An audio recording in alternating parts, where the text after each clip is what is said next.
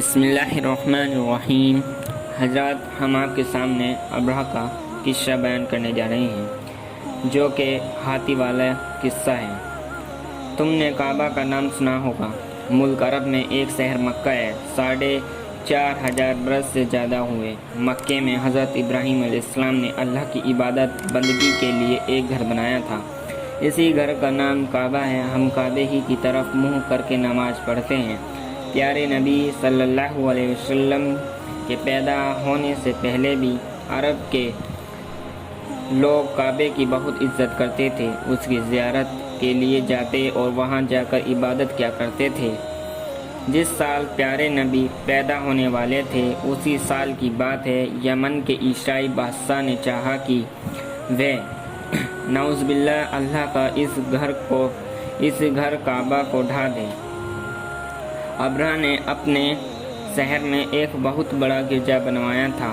ابرہہ نے گرجا بڑا خوبصورت بنایا تھا۔ جب گرجا بن کر تیار ہو گیا تو ابرہہ نے چاہا کہ عرب کے لوگ نعوذ باللہ کعبہ کے بدلے اس گرجا کے درشن کرنے آیا کریں۔ اس بات کے لیے اس نے بڑی کوشش کی، لیکن لوگوں نے کعبے کی زیارت کرنے نہ چھوڑی۔ یہ دیکھ کر ابرہہ نے ایک تدبیر سوچی۔ ابرہہ نے سوچا کہ اس نعوذ باللہ کعبے کو ڈھا دینا چاہیے۔ جب کعبہ نہ ہوگا تو لوگ میرے گرجا کے درشن کرنے کے لیے آیا کریں گے۔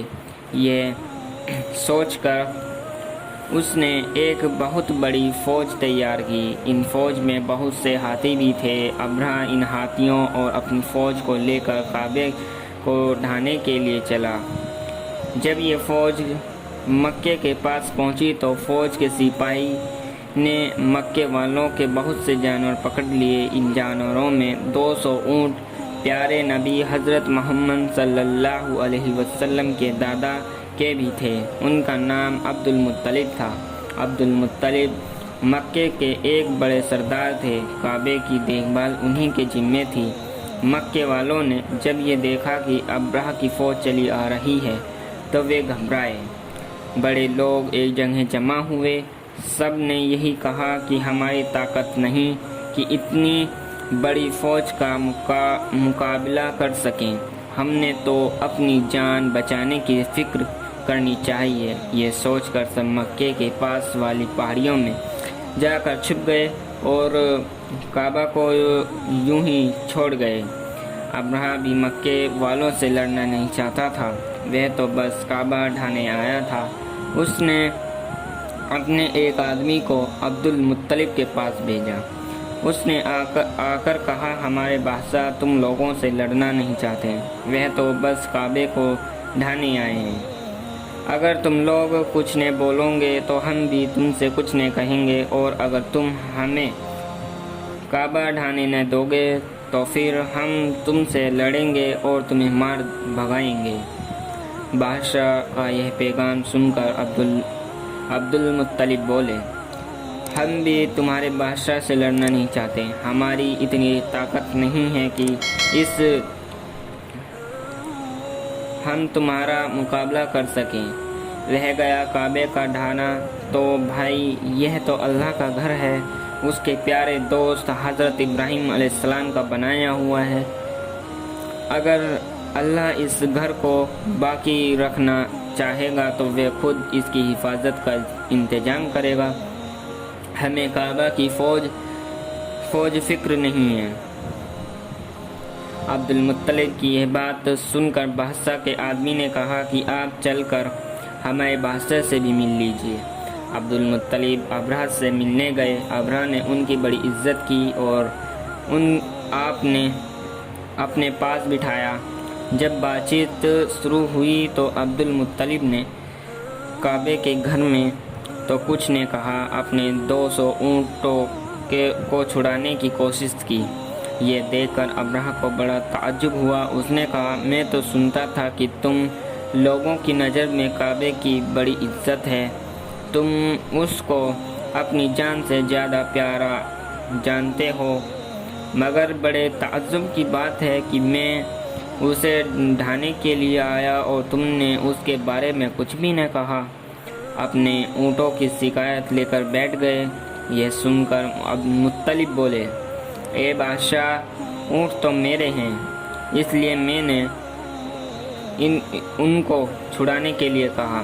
کعبہ میرا نہیں ہے، اللہ کا ہے، وہ خود اپنے گھر کی حفاظت کرنے والا ہے۔ اگر اس کا فیصلہ اس کو باقی رکھنے کا ہوگا تو پھر کوئی اسے ڈھا نہیں سکتا، وہ خود اس کی حفاظت کرے گا۔ ابرہہ نے یہ سن کر عبد المطلب کے اونٹ واپس کر دیے اور کعبے پر چڑھائی کے لیے تیار ہو گیا۔ عبد المطلب نے ابرہہ کے پاس سے واپس آ کر ساری بات چیت مکے کے سرداروں کو سنا دی۔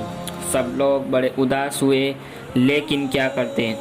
نہ تو ان میں اتنی طاقت تھی کہ ابرہہ کی فوج کو مار کر بھگا دیتے اور کعبے کی حفاظت کرتے، نہ ان کے دل میں کعبے کی اتنی محبت تھی کہ اس کو بچانے کے لیے اپنی جان پر کھیل جاتے اور اپنی جیت کی کسی کو کعبے کی ایک اینٹ بھی نہیں اکھاڑنے دیتے۔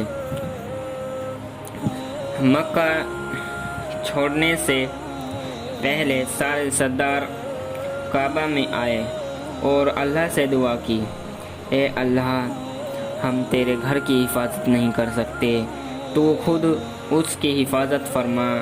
تیرا فیصلہ اگر نہ ہوگا تو کوئی بھی کعبے کو نہ ڈھا سکے گا، اور اگر تو ہی یہ چاہتا ہے تو جو تیرا فیصلہ ہو وہی کر۔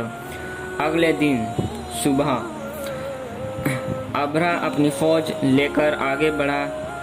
آگے ہاتھی تھے اور ان کے پیچھے سپاہی۔ ابھی یہ فوج مکے تک پہنچی نہ تھی کہ اچانک آسمان پر بہت سی چڑیاں دکھائی دی۔ یہ ابابیل تھی۔ ابابیلوں کے گول عمڈے چلے آ رہے تھے۔ ہر ابابیل کی چونچ اور پنجوں میں کنکریاں تھیں۔ ابابیل نے آتے ہی ان کنکریوں کو فوج پر پھینکنا شروع کر دیا۔ کنکریاں کیا تھی؟ اللہ کا عجاب تھا۔ یہ یوں سمجھو کہ زہر کی بوجھی گولیاں تھیں۔